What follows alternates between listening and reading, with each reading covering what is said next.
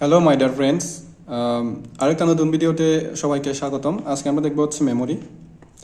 আজকে আমরা দেখব মেমোরি কাকে বলে এবং এর প্রকারভেদ।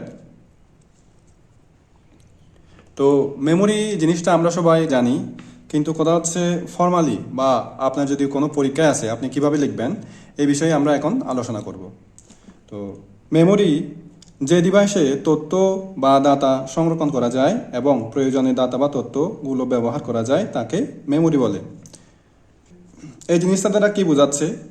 সহজ কথায় বলতে গেলে যে ডিভাইসে আমরা তথ্যগুলো বা ডাটাগুলো সংরক্ষণ করতে পারবো এবং প্রয়োজনে ডাটাগুলো ওই জায়গা থেকে নিয়ে আবার ব্যবহার করতে পারবো, ব্যবহার করার পরে আবার ওই জিনিসগুলা মানে এই আপনার ডাটাগুলা আবার ওইখানে সংরক্ষণ করে রাখতে পারবো, ওগুলাই হচ্ছে মেমোরি।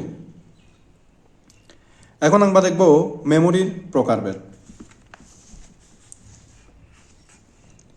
তো মেমোরির প্রকারভেদটা আমরা মূলত দেখব হচ্ছে আপনার এই একটা মানে ফ্যামিলি ট্রি আকারে। ফ্যামিলি ট্রি বলতে বোঝাচ্ছে মেমোরির প্রকারভেদ মানে কার আন্ডারে কে চলে আসছে ওই রকম করে দেখবো আর কি। তো আমরা প্রথমে দেখি মেমোরিকে মূলত দুই ভাগে ভাগ করছে, একটা হচ্ছে প্রাইমারি মেমোরি এবং হচ্ছে আরেকটা সেকেন্ডারি মেমোরি, তাই না?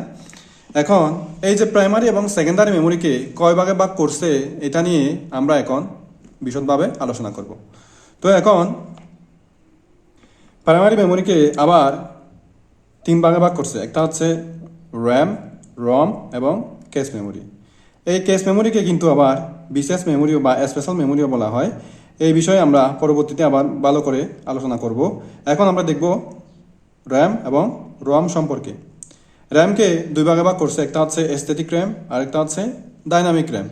আবার রমকে ভাগ করছে তিন ভাগে, একটা হচ্ছে পিরম, ইপিরম, ইই ফিরম। ওকে। আবার সেকেন্ডারি মেমোরিকে দুই ভাগে ভাগ করছে, একটা হচ্ছে ডিস্ক ড্রাইভ আর একটা হচ্ছে ট্যাপ ড্রাইভ। আবার এই ডিস্ক ড্রাইভকে ভাগ করছে তিন ভাগে, একটা হচ্ছে আপনার ফ্লফি ডিস্ক, একটা হচ্ছে হার্ড ডিস্ক, একটা হচ্ছে সিডি রম।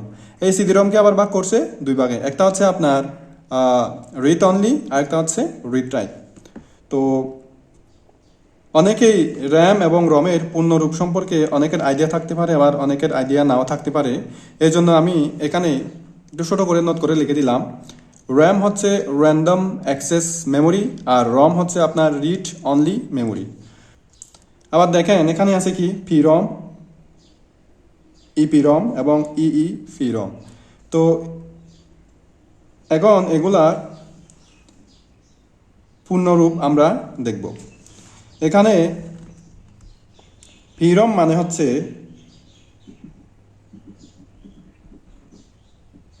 প্রোগ্রামেবল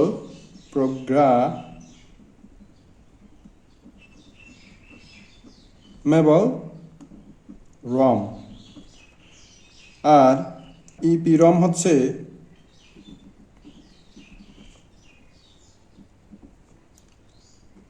ইরাজেবল পিরম, আর ইই ফিরম মানে হচ্ছে ইলেকট্রিক্যালি ইরাজেবল ফিরম। আশা করি আপনারা সবাই বুঝতে পেরেছেন। আজকে এই পর্যন্তই, পরবর্তী কোনো একটা ক্লাসে আপনাদের সাথে দেখা হবে। ধন্যবাদ।